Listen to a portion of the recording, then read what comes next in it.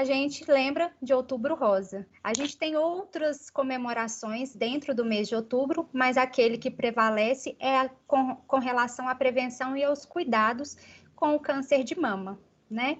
Então vamos lá, gente. Primeiro de tudo, vamos falar o que é o câncer, né? Porque todo mundo fala, todo mundo conhece alguém que já teve o câncer, mas às vezes a gente não sabe como realmente ele acontece, né? O câncer é um conjunto de células que formada, ela se multiplica rapidamente. Por exemplo, quando a gente se expõe ao sol, no caso da pele, né? Seria o câncer de pele. A nossa pele com o sol, as células da nossa pele com o sol, elas morrem. Todos os dias nós temos uma morte celular e um nascimento de novas células. Quando a gente toma sol, o sol vai fazer com que a gente tenha uma morte mais acelerada dessas células e para a gente não perder a nossa produção, a gente vai ter uma proliferação mais rápida de células. Então, com essa proliferação rápida de células, pode ser que alguma célula seja defeituosa, que seria a célula cancerígena. E a questão da célula cancerígena é que, além dela ser uma célula defeituosa, ela se multiplica muito rapidamente. Então, este é o maior problema, porque quando ela está ali, ela se instala, viram 4 em frações de segundos. Então, por isso que a gente precisa tomar tanto cuidado. Aqui eu dei o exemplo agora do câncer de pele. Porém, eu vou explicar mais a fundo como funciona no câncer de mama. Diversos tipos de câncer são ocasionados exatamente dessa forma. Então, se a gente entrar num câncer hepático, vai ser por causa de uma proliferação acelerada dessas células hepáticas, tá? Então, o câncer é isso, são células defeituosas que estão ali naquele tecido que foram produzidas de uma forma incorreta e elas se multiplicam muito rapidamente. Com a multiplicação muito rápida dessas células, a gente pode chegar aí à metástase, que é o câncer já se espalhando através de contato ou pelo sangue, tá? São 2 tipos diferentes de metástase que a gente tem. Então, vamos lá, vamos falar do câncer de mama, né? É o tipo de câncer mais comum entre as mulheres. Porém, a gente tem que ressaltar a importância também de se dar ao câncer do colo do útero, né? Hoje em dia a gente tem várias formas de prevenções aí e nós vamos falar aqui também por causa de uma diferenciação. Uma coisa que às vezes ajuda a gente a prevenir o câncer de colo do útero, pode fazer com que a gente tenha mais chances de ter câncer de mama, que é o nosso foco aqui. O câncer de mama também acomete homens, porém é raro, cerca de 1% do total dos casos. Eu sempre falo nas palestras que eu dou que muitos homens acabam descobrindo que estão com câncer de mama por causa da esposa. Quando a esposa vai deitar ali no peito do marido, ela sente uma coisa diferente. Eu tive a participação de uma mãe numa palestra que eu estava dando, nem era de câncer de mama, mas sim de câncer de próstata, e ela estava falando que ela percebeu o câncer de mama no filho dela de 21 anos, quando ele pediu a toalha para ela, para levar, porque estava tomando banho. Ele esticou o braço, ela viu que estava diferente, que aquilo não era legal, não era normal. Aí ela ligou para o mastologista dela, foi lá, descobriu ele com 21 anos, ele estava com câncer de mama, e foram fazer vários exames preventivos e descobriram que aos 21 anos ele também estava com câncer de próstata, tá? Então, homens também são acometidos e raramente com idade tão baixa, né? Mas pode acontecer, tá? Então, vamos ver agora os tipos de câncer que a gente tem. A gente pode ter 3 tipos de câncer. A gente tem o carcinoma ductal, o lobular e o inflamatório. O ductal, vocês podem ver aí pela imagem, que aí, ó, número 6 são os ductos que a gente tem, os ductos mamários ou ductos lactíferos, que são os ductos que produzem o leite. Esse carcinoma ductal, ele não é um câncer comum em homens, né? O câncer mais comum em homens é o câncer inflamatório. E a gente também tem o carcinoma lobular, que ele tem a ver com a massa mamária, com o lóbulo mamário, que aí a gente pode identificar no número 3. Então, o câncer mais comum entre as mulheres é o carcinoma lobular, que é proveniente do lóbulo mamário, que é dessa massa mamária que a gente tem, tá? O dos homens é esse inflamatório, que ele pode ser produzido por um processo inflamatório naquela região. Como assim? Da mesma forma que eu expliquei lá no primeiro slide para vocês como surge o câncer pode surgir de um processo inflamatório no qual houve morte celular e por ter tido esse processo inflamatório é necessário uma recomposição de células e essa recomposição de células mais rápida, desordenada, pode fazer com que essa reprodução celular seja defeituosa. E nesse momento pode ser produzido o câncer inflamatório, tá? Então vamos lá, gente. Como a gente detecta o câncer de mama? Quase todo mundo sabe, né? Primeiro de tudo, autoexame. Nós vamos falar de todos eles um por um, tá? Para ficar claro, para ninguém mais ter dúvida. Então, primeiro lugar, autoexame, tá? Importantíssimo todos realizarem autoexame, não só mulher, como homem também. O exame clínico é aquele que é realizado, pode ser realizado tanto pelo médico quanto pelo enfermeiro, tá? Que é aquele exame que geralmente todas as mulheres fazem quando elas vão lá na consulta periódica com o ginecologista, e aí ele faz aquele exame clínico ali, tá? A mamografia, que todo mundo conhece, e também a ultrassonografia. E vocês vão perceber a diferença aí entre a mamografia e a ultrassonografia. Quando é importante fazer quando é importante fazer os dois juntos, tá? Então, primeiro de tudo, a principal prevenção, antigamente, a gente dizia que era o autoexame das mamas, mas não é. É a mamografia, é o exame mais importante. Porém, a gente realizando o autoexame das mamas, a gente consegue conhecer a nossa mama. Porém, com a palpação, a gente não consegue perceber nódulos muito pequenos, que só conseguem ser capturados e identificados através da mamografia. Mas a gente consegue conhecer a nossa mama e perceber se tiver alguma anormalidade ali, tá?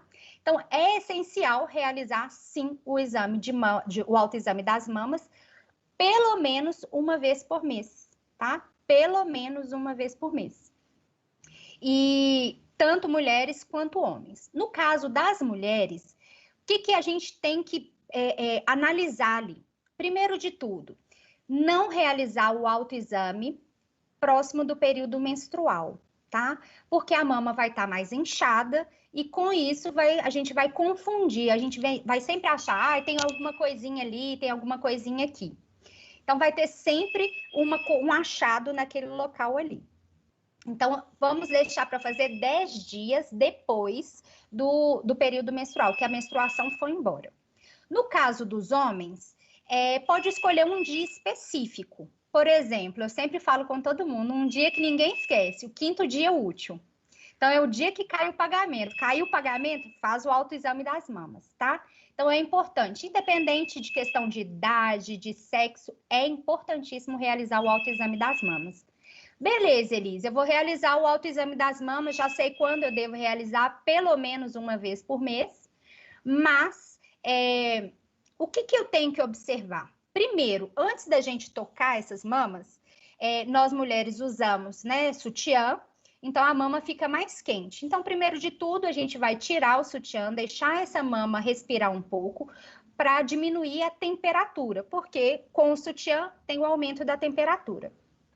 Você vai ficar na frente do espelho, e aí na frente do espelho você vai olhar se essa mama está inchada, se essa mama está torta, né? Se ela está tendenciando mais para um lado do que para o outro, você está percebendo. As mamas são diferentes, tá, gente? Mas se ela está tendenciando mais para um lado ou para o outro, tá?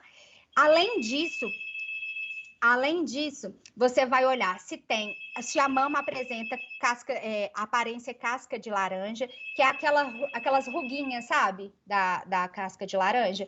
Quando tem aquelas ruguinhas ali da casca de laranja, é um sintoma de câncer de mama também. Além disso, a gente não pode ter a liberação de nenhum líquido através da mama, tá, gente? A não ser se a pessoa estiver grávida ou estiver amamentando. Então, se for um líquido transparente, se for uma secreção amarela, vermelha, marrom, independente, tá? De qual a coloração dessa secreção, a gente tem que procurar um médico urgente, tá? Urgente. Mas pode ser que não seja câncer de mama, que seja uma outra questão inflamatória, mas que a gente precisa olhar, tá? Não é normal sair nenhum tipo de secreção dessas mamas. Então, o que a gente vai fazer? Além disso, o que a gente vai olhar? Se tem descamação nos mamilos, na areola, tá? Aí você vai fazer o seguinte, você vai apalpar as mamas e vai perceber se ela está, isso tudo de frente para o espelho, vai perceber se ela está quente, se essas mamas estão quentes.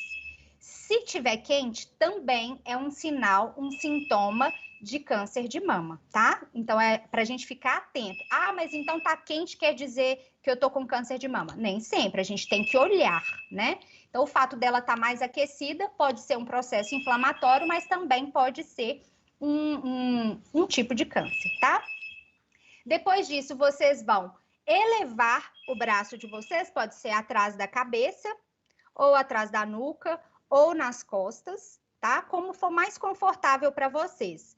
E vocês vão começar a fazer a apalpação dedilhando, tá? Não é assim, é dedilhando para a gente sentir. E aí, com o tempo, você fala assim, Elisa, eu fiz esse mês, mas eu não identifiquei nada. Você vai, cada dia que passa, reconhecendo mais essa mama e você vai saber o que é normal e o que não é nessa mama sua. Você vai começar a palpação na axila, tá? Não é só na mama. Então, você vai começar dedilhando daqui de cima, dedilha toda a axila, para ver se você encontra algum nódulo, algum machado, alguma coisa diferente. E aí, você vai lá na costela, lá embaixo da mama, aqui na costela, para ver se você tem algum achado nessa parte da costela abaixo da mama, ver se você acha. E aí, antes de ir na mama, você vai vir aqui no colo. Peraí que eu tô passando a mão no meu microfone. No colo, porque é aqui onde geralmente aparece nos homens, tá? Nessa parte aqui de cima, acima da mama, tá? Então, você vai dedilhar ali. Aqui na parte clavicular, né? Nesse vãozinho aqui da clavícula, também é muito comum de ter câncer, aparecer algum tipo de nódulo ali, tá? E agora a gente vai começar na mama mesmo. Então, você vai dedilhando toda a sua mama em forma circular. Então, começa grande, vai diminuindo, vai dedilhando toda a mama, tá? Aí, você vai chegar na areola, você vai dedilhar toda essa areola. Chegou no bico do peito, que é o mamilo, você vai apertar e fazer esse movimento aqui devagarzinho, tá, gente? Bem devagarzinho, né? Com força, não para machucar, não. Você vai fazer devagarzinho esse movimento no mamilo para ver se você encontra alguma coisa diferente ali. Lembrando, embaixo da areola e no mamilo não pode ter nenhuma bolinha, nada assim. É mais vaziozinho. Você vai ver que em toda a sua mama, principalmente as mulheres, né, vai encontrar muita glândula, por causa das glândulas mamárias. Então, a gente precisa perceber e entender, conhecer a nossa mama, para a gente saber diferenciar o que é normal do que não é. A primeira vez que você fizer, se tiver algum achado, né, acredito que a maioria de vocês já tenham feito, né, as mulheres, os homens são mais restritos a isso, então vamos começar a fazer, mas acredito que a maioria de vocês já fez alguma vez. Quem não fez, for começar a fazer agora, vai perceber assim que no início você vai ficar meio confuso com essas glândulas, principalmente se você estiver ali próximo ao período menstrual, por isso que eu sempre falo de 7 a 10 dias após o início da o fim da menstruação, para que essas glândulas já estejam diminuídas, tá? E vocês vão perceber esses achados, mas com o tempo você vai conhecer a sua mama. Uma coisa que é normal para mim pode não ser normal para você, tá? Então a gente precisa conhecer, é importantíssimo. Achou qualquer coisa? Na dúvida, gente, vá ao médico, tá? O que mais vale é isso. É melhor você ir à toa ao médico do que deixar de ir e tá aí produzindo e aumentando um câncer, tá? Então, vamos lá, gente. Agora vamos falar do exame clínico das mamas. Igual eu falei com vocês, é o exame realizado pelo profissional, seja o profissional de enfermagem ou o profissional médico, tá? Então, ele vai fazer esse igualzinho o autoexame, porém, o paciente vai estar deitado e ele que vai realizar. É igualzinho, tá? Pode ser feito tanto pelo médico quanto pelo enfermeiro. Não tem dúvida. Sempre é interessante fazer, por quê? Porque aquele profissional, ele tem costume de fazer e ele consegue, tem um olho mais clínico para poder fazer esse exame. Mas não deixe de fazer, porque consulta ao médico a gente vai, assim, para fazer uma rotina, né? Então, a gente não vai todos os dias. É importante a gente olhar e conhecer a nossa mama pelo menos uma vez por mês, tá? Tem gente que faz todos os dias, mas é bom a gente também não ficar bitolado nisso, porque cada alteraçãozinha, nós mulheres sabemos como que nós temos essa oscilação hormonal. A oscilação hormonal impacta totalmente a nossa mama. Então, ela aumenta, ela diminui, ela fica mais dolorida, mais sensível. Então, isso vai depender, tá? Então, não precisa da gente bitolar tanto nisso. Mas foi numa consulta com o ginecologista, foi numa consulta com o urologista, é importante, se caso o profissional não lembre de fazer, de pedir ele para realizar. Além disso, as consultas de enfermagem, né? As consultas com o clínico, consulta de avaliação, consulta de rotina, consulta também do médico do trabalho, é importante olhar, tá? E pedir e solicitar essa atenção. Então, agora nós vamos falar da mamografia. E aí, quando fazer a mamografia? Dúvida, né? Gera sempre muitas dúvidas. Gente, antes, né, a OMS prescrevia, né, recomendava que o exame fosse realizado a partir dos 40 anos. E também que fosse realizado anualmente. Porém, hoje já não é mais isso. Por quê? Porque descobriram que quando a gente começa muito antes e faz muitos exames, a gente corre o risco também de ter o câncer de mama por causa da radiação que incide na mamografia, tá? Então, por isso que a Organização Mundial de Saúde hoje passou para que é de 40 para 50 anos, quando a gente deve começar a realizar a mamografia, e vai até os 69 anos, tá?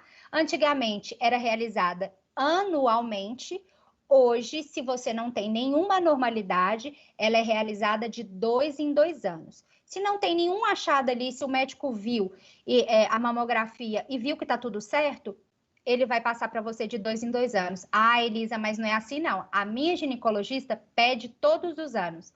Beleza.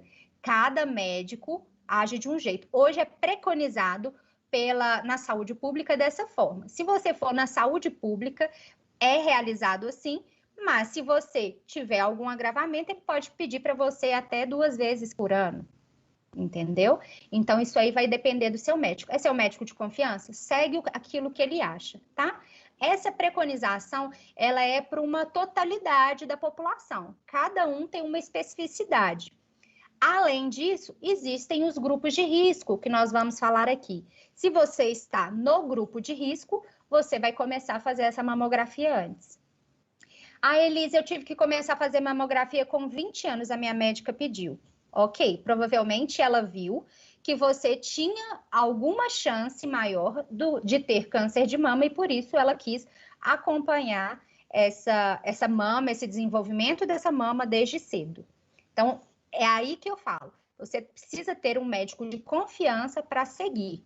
Nós, mulheres, nós vamos ao ginecologista, então é mais fácil a gente ter esse acompanhamento. Os homens geralmente correm dos médicos, né? Então, é importante, pelo menos na consulta de rotina, né, que com o clínico geral, dar uma avaliada, tá? E também se pede mamografia para os homens. Aí a gente entra nessa questão aí. É um exame dolorido? Todo mundo fala assim. Toda palestra que eu dou, eu falo assim, o que vocês acham? Aí todo mundo fala assim, com certeza, a gente quase morre. Gente, de acordo com a literatura médica, não, a gente não conceitua como um exame dolorido, porque é um exame muito rápido. Então, ele vai ali, é uma dor intensa, porém ela é muito rápida, então ela passa muito rápido. Então, a gente não conceitua como dolorido. Dolorido seria se depois que fizesse ainda ficasse doendo, se ficasse muito tempo ali na máquina fazendo, mas é rápido. Eu sempre dou algumas dicas. Por exemplo, mulheres, não fazer a mamografia no período fértil, quando tiver ali menstruada, no período menstrual, tá? Não fazer, a não ser que seja uma recomendação do seu médico. Se for uma recomendação do seu médico, é porque ele quer avaliar alguma coisa mais específica. Então, realmente dói um pouquinho mais, porque a mama está mais sensível.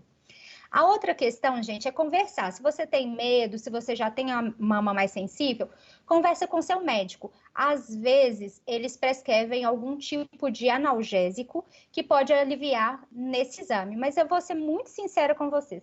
Eu não acho necessário mesmo. É muito rápido e não fica doendo depois, é super rápido mesmo. Eu acho que não tem necessidade.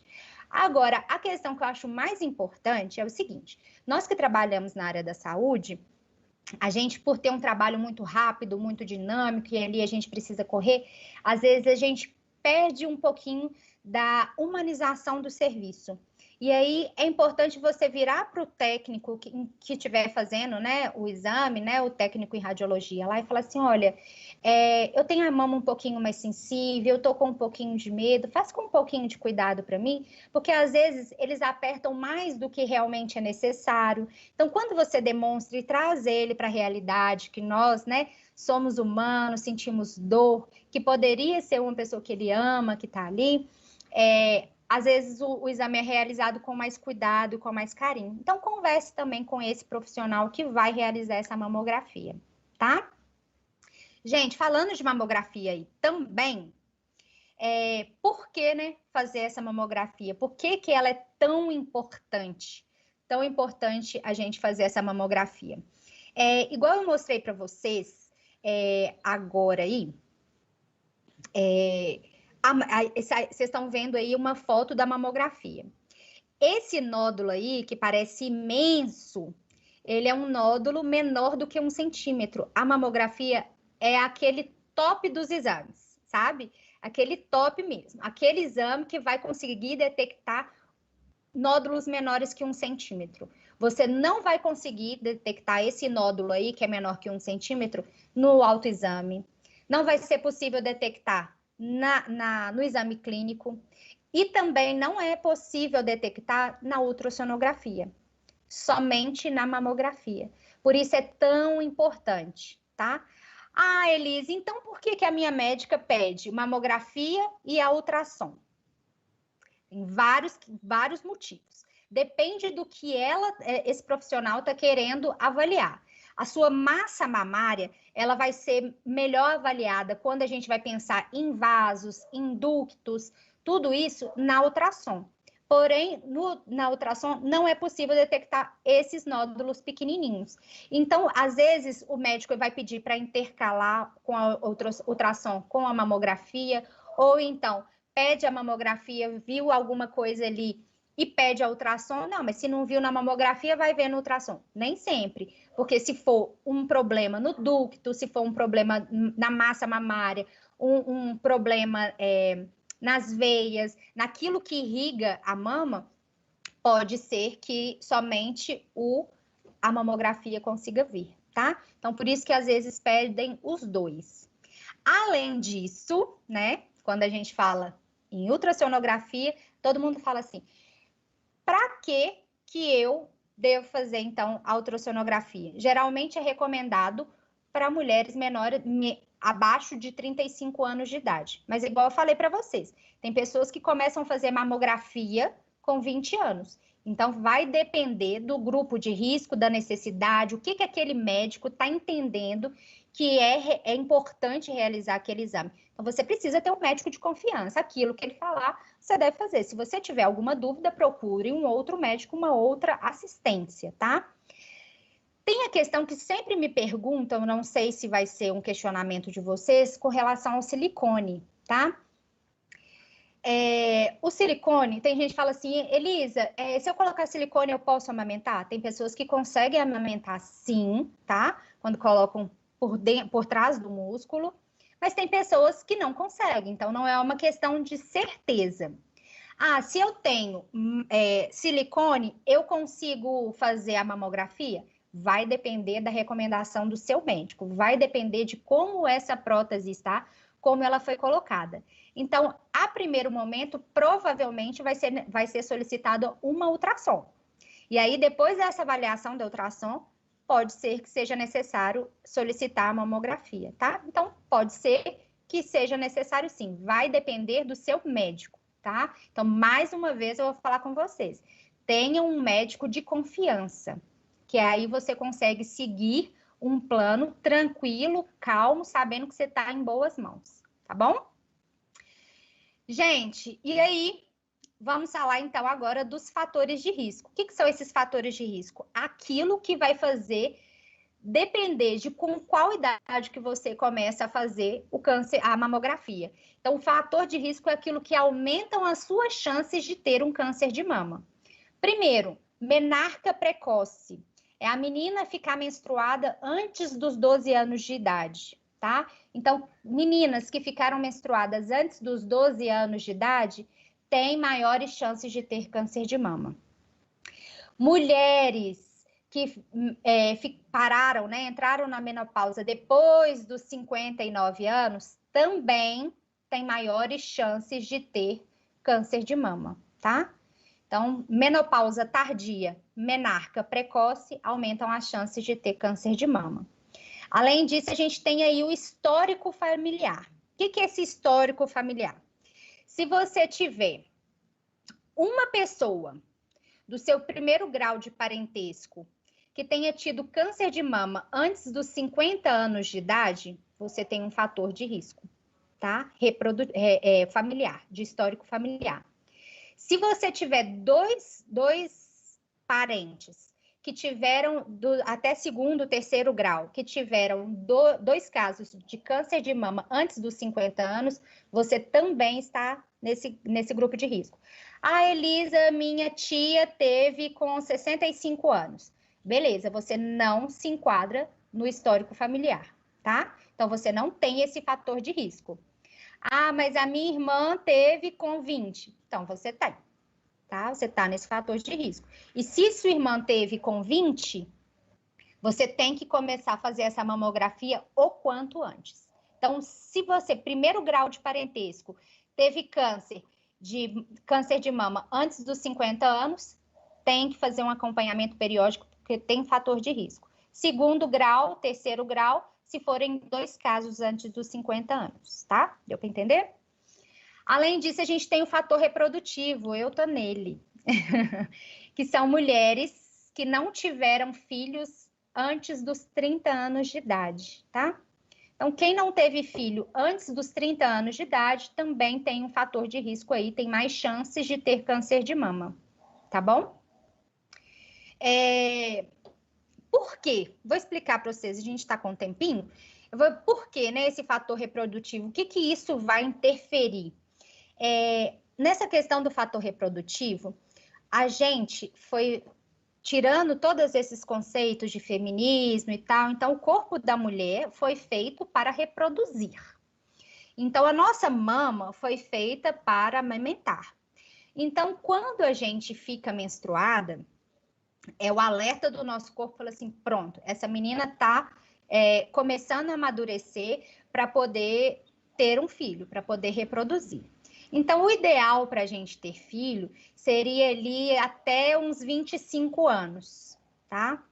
Então, esse seria o ideal para a gente reproduzir. Porém, não é a nossa realidade hoje, né? Não é a realidade do nosso cotidiano.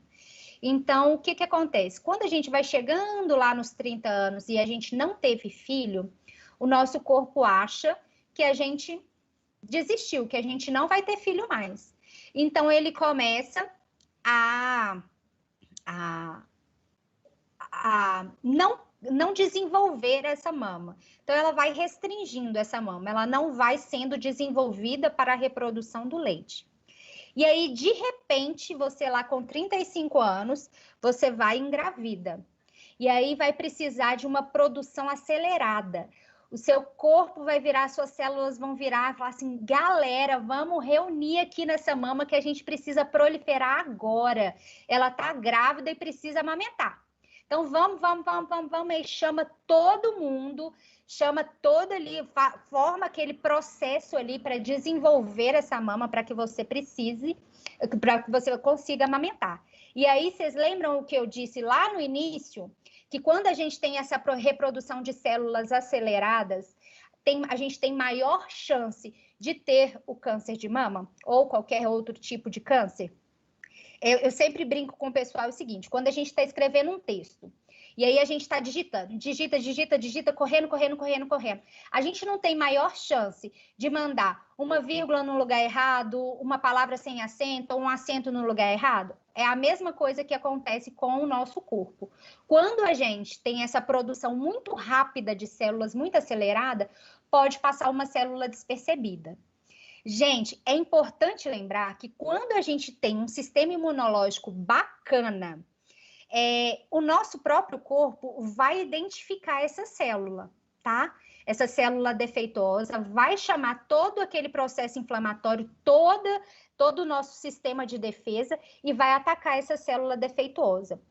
Todos os dias nós podemos produzir células defeituosas, que podem virar células cancerígenas, todos os dias. Porém, quando o nosso corpo está saudável, ele identifica, mata e elimina essa célula, falando, não, essa aqui não está certinha como ela deveria estar. Então, ela vai matar essa célula. Na hora que ela mata essa célula, a gente não tem o risco de produzir esse câncer.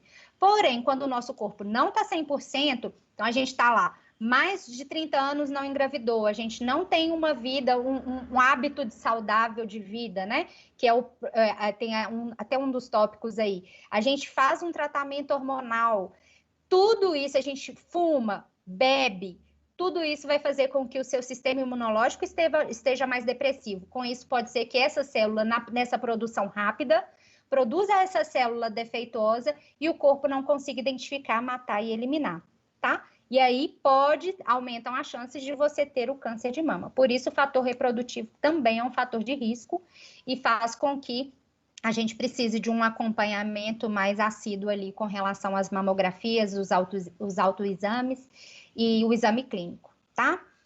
Além disso, eu falei do tratamento hormonal. Tratamento hormonal, gente, é veneno.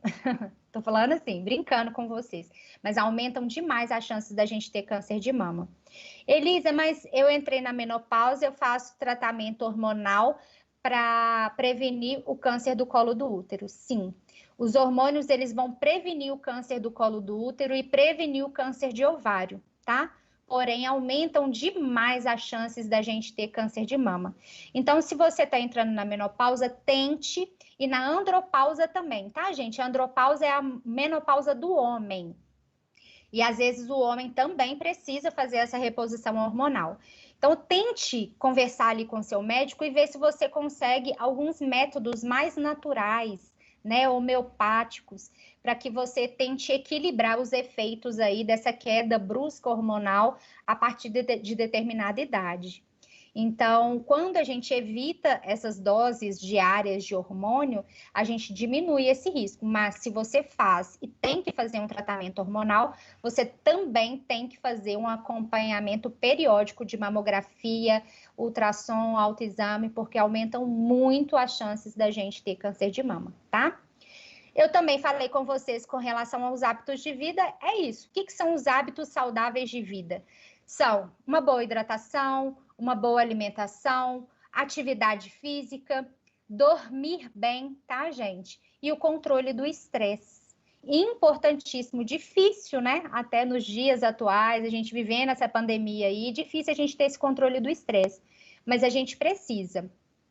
Gente, beber água é essencial para tudo do nosso corpo, mas também ajuda demais a gente prevenir o câncer e doenças cardiovasculares, doenças renais, doenças dermatológicas.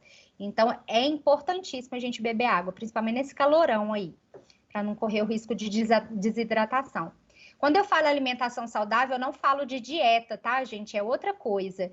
Se você optar por uma alimentação saudável 5 dias da sua semana, não tem por que você não poder ir num rodízio de carne, de pizza, tomar uma cerveja, um vinho, seja o que for, no final de semana. É a gente optar por ter a maioria dos nossos dias saudáveis, né? Isso que é o imprescindível para a nossa vida. Se a gente optar pela maioria, não adianta nada eu querer chegar com os meus 80, 85 anos, mas eu querer chegar a ter 85 anos, mas eu vou chegar lá como? Vou chegar lá bem, saudável? Ou eu vou chegar lá acamada, dependente, cheio de úlcera de pressão? Então, é isso que a gente tem que mudar agora. Não adianta mudar a alimentação e mudar os hábitos de vida quando eu tiver 85 anos. Eu preciso mudar agora. Infelizmente, nós, né, seres humanos, somos muito imediatistas. A gente demora para cair a ficha que a gente tem que pensar no futuro. É igual o filtro solar, né? Demorou muito tempo para as pessoas pegarem o tanto que é importante a gente usar o filtro solar. Então, isso tudo a gente tem que pensar no nosso futuro. Como eu vou chegar lá? Como eu quero chegar lá? Como eu preciso chegar lá, né? Antigamente a gente vivia 50 anos. Hoje em dia a gente vive 80, né? Numa média aí. Então, é importante a gente cuidar disso e pensar nesses hábitos de vida. A questão da ingestão do álcool é muitas vezes esquecida sobre esse agravamento. E não é só do câncer de mama, tá, gente? A ingesta alcoólica, ela aumenta as chances da gente ter câncer de próstata, câncer hepático, câncer da garganta, tá? Câncer estomacal. Então, aumentam muito as chances da gente ter câncer. Muita gente fala assim, pensa, câncer, cigarro. E muita gente, a maioria das pessoas, esquecem do álcool, tá? O álcool também é um fator de risco. Se você faz uma ingesta, eles falam assim, que alta ingesta alcoólica é você beber mais do que 2 vezes por semana, tá? Então, mais do que o sábado e domingo já é alta ingesta alcoólica. Para a gente fazer atividade física, muitas vezes a gente não tem tempo ou não tem dinheiro para pagar uma academia ou não está podendo sair de casa na pandemia. Tenta, pelo menos, estar falando no celular, vai andando, porque de acordo com a Organização Mundial de Saúde, para a gente ser considerável saudável fisicamente, a gente tem que dar pelo menos 10 mil passos por dia, né? Se a gente não fizer uma outra atividade física. Então, 10 mil passos. Então, tente subir de escada, se você mora em prédio, falar no telefone, né, andando dentro de casa, tentar fazer alguma atividade que possa aumentar esse número de passos. Se você trabalha no escritório, vai no banheiro um pouquinho mais distante, ao invés de ir rolando com a cadeira na mesa do colega, vai andando. Se pega ônibus, tenta parar num ponto mais distante, porque quando a gente tem um bom funcionamento também circulatório, a gente tem uma melhor oxigenação das nossas células. Se eu tenho uma melhor oxigenação das minhas células, eu tenho menos chance de produzir uma célula defeituosa, que essa célula defeituosa pode virar uma célula cancerígena, tá? Então, vamos lá. Prevenção, como prevenir, né? Nós falamos de um tanto de coisa ruim, agora nós vamos falar como que a gente pode prevenir. Primeiro de tudo, gente, amamentação. As mulheres que amamentam têm menos chance de ter câncer de mama, tá? Então, amamentar é ótimo, tá? Tente amamentar, você que tem filho. Não se culpe se você não conseguir. Mas se você puder, amamente. É uma prevenção e faz um bem danado para o bebê, tá? E para você também ajuda na perda de peso, tá? A alimentação equilibrada, igual eu disse para vocês, Não é dieta, é você fazer opções mais saudáveis. Se você fizer essas opções mais saudáveis na maioria dos seus dias, não tem problema nenhum você optar por, de vez em quando, sair e beber e comer uma coisa mais gordurosa, uma coisa mais calórica, não tem problema, né? É só a gente optar por ter essa alimentação mais equilibrada. É importantíssimo lembrar, bebam água. Novamente digo para vocês, bebam água. Bebam água, tá? Controle do estresse também, tá, gente? Como que eu posso controlar esse estresse? Com uma boa alimentação, uma boa hidratação, eu já vou ter um controle bem acentuado. Além disso, dormir bem. Quando a gente dorme bem, a gente diminui as chances da gente ter doenças cardiovasculares, diminui as chances de ter câncer, diminui as chances da gente ter depressão, ansiedade, diminui as chances da gente ter algum tipo de doença renal, tá? Então, é importantíssimo a gente dormir bem. E quando a gente dorme bem, o nosso corpo funciona bem, a gente diminui o estresse, tá? Importante, essa luz do computador, tá todo mundo aí na frente do computador, do celular, essa luz chama luz azul, né? A gente não enxerga ela como luz azul, é uma luz azul. Essa luz, ela ativa o nosso cérebro. Então, ela fala assim para o nosso cérebro, preciso trabalhar. Se você fica sempre muito ligado na televisão, no computador, no celular, você vai estar preso a isso e o seu cérebro sempre trabalhando. Então, com o seu cérebro sempre trabalhando, você não vai conseguir relaxar muito bem. E não conseguindo relaxar, você pode produzir essa questão do estresse, tá? Fazer uma atividade física, igual eu falei com vocês, um controle desse peso, né? E controlar o tabaco e a bebida alcoólica. Isso vai fazer a gente prevenir esse câncer de mama, tá? Além disso, beleza, Elisa. Infelizmente, eu apresentei o câncer. Como fazer agora? O que eu faço agora? A gente tem alguns tipos de tratamento, tá? A gente tem a mastectomia parcial ou total, que é uma cirurgia em que tira totalmente ou parcialmente a mama, tá? É muito frequente o médico optar por esse procedimento. Por quê? Porque na hora que ele retira ali, ele já retira a maior parte dessas células cancerígenas. Porém, você vai precisar fazer um outro tratamento similar, né? Para poder, medicamentoso, para que você possa matar as outras células que não foram possíveis ser identificadas durante a cirurgia para ser retirado. Obviamente, a gente está falando de coisas microscópicas, né? Células são microscópicas. Então, a gente consegue ver quando elas começam a se multiplicar demais e formar nódulos. Então, a gente retira aqueles nódulos, mas a gente não consegue identificar cada célulazinha defeituosa, tá? A gente tem a radioterapia, que é um tratamento para o câncer feito à base de radiação, tá? A radiação vai incidir naquele local ali e vai matar aquelas células, tá? É um tratamento que ele vai matar as células que estão doentes, mas acabam matando também algumas células que estão saudáveis, mais próximas daquele local, tá? Porém, é um tratamento, sim, mais seletivo. O que seria esse seletivo? A radioterapia, ela consegue incidir mais nas células doentes do que pegando as células saudáveis. Ao contrário um pouco da quimioterapia, que a maioria dos tratamentos os médicos optam por esse tratamento, porém não é um tratamento muito seletivo, porém mais eficaz, tá, gente? Então, qual que é a diferença? Ele não é muito seletivo porque ele vai matar tanto as células cancerígenas, como também muitas células saudáveis, tá? E aí produz vários tipos de sintomas também a quimioterapia. A radioterapia também, não tantos quanto a quimioterapia, mas a radioterapia também produz sintomas. A quimioterapia, ela é mais eficaz por ela ser mais agressiva. E ela é mais agressiva, por ela ser mais agressiva, ela não é tão seletiva. Então, ela vai pegar essas células saudáveis também. Vai matar as doentes, mas também vai matar algumas células saudáveis. A gente tem a hormonioterapia, que é um tratamento feito à base de hormônios, com uma dieta, é um tratamento inovador, tá, gente? É feito através de hormônios, com uma dieta muito restrita. Então, o paciente não pode comer nada de açúcar, zero de carboidrato. É muito restritivo, além da medicação também. Porém, existem pessoas que estavam com metástase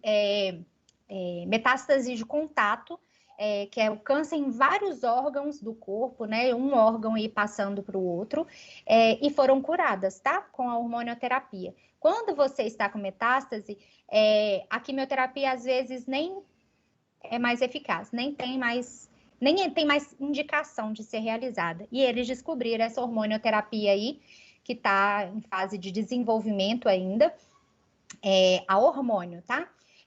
E ela tem essa dieta super restritiva. Eu tenho uma amiga pessoal que faz e que está sendo um sucesso. Então, se você tem algum conhecido que está com câncer de mama, está fazendo, vale a pena conversar com o médico, falar para ele conversar com o médico, talvez seja interessante a gente experimentar a hormonioterapia. Tem dado certo para muita gente curada, tá? E aí a gente tem agora a imunoterapia, que é um tratamento feito à base do nosso sistema imunológico. Ele vai enganar, teoricamente, o nosso sistema imunológico, vai pegar as nossas células imunes, né, o nosso sistema imunológico, reproduzi-los em laboratório, e como se fosse uma vacina, assim, não sei se vocês vão conseguir entender, mas eles vão produzir em laboratório, eles estão experimentando isso, e ensinar para esse sistema imunológico quem que ele tem que atacar, qual célula que ele tem que atacar. Então, é como se fosse, assim, um remedinho, né?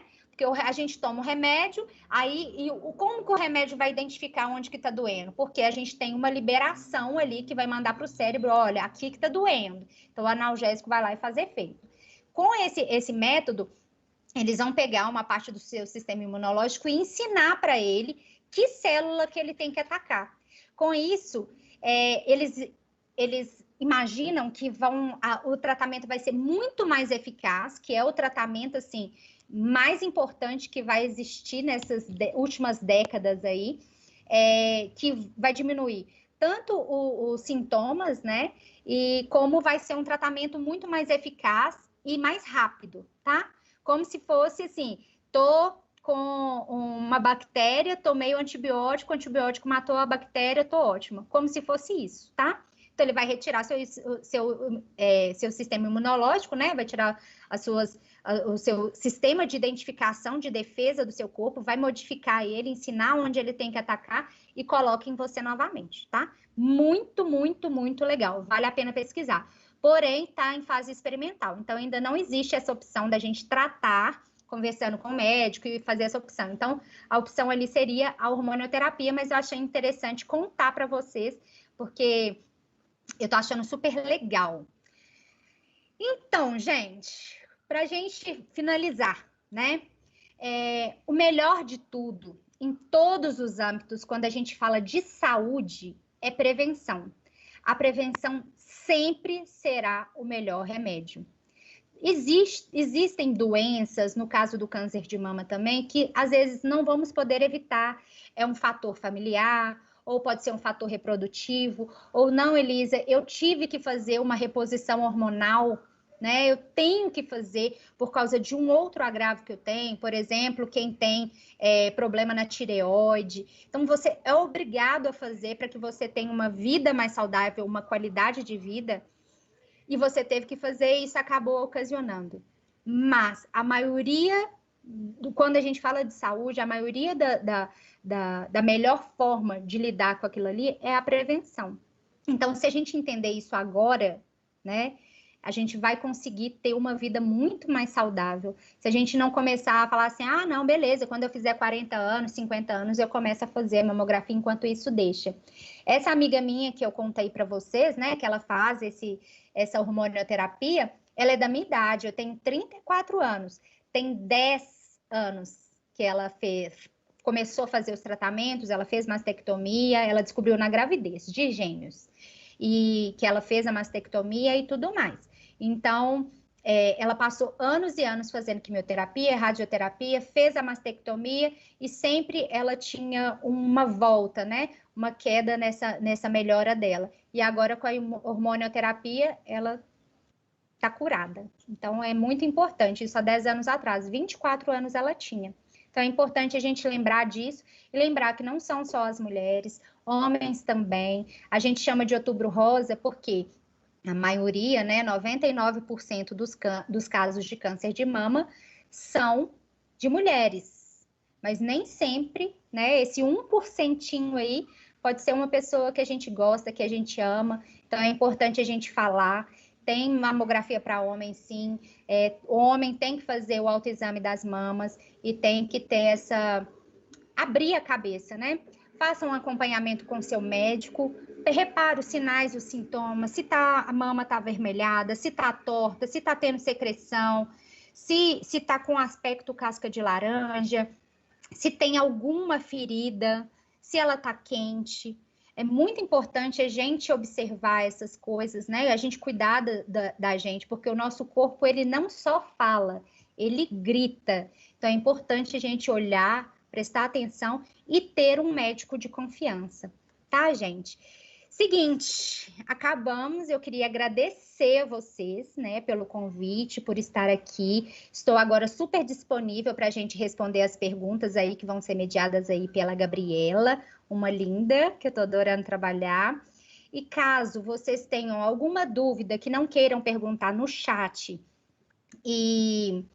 ou sobre outro assunto que não seja o câncer de mama, lá no meu Instagram eu respondo todo tipo de pergunta relacionada à área da saúde. Então, se quiser perguntar no chat, pode perguntar se for sobre o câncer de mama, se não, eu posso responder para vocês lá no meu Instagram, tá bom?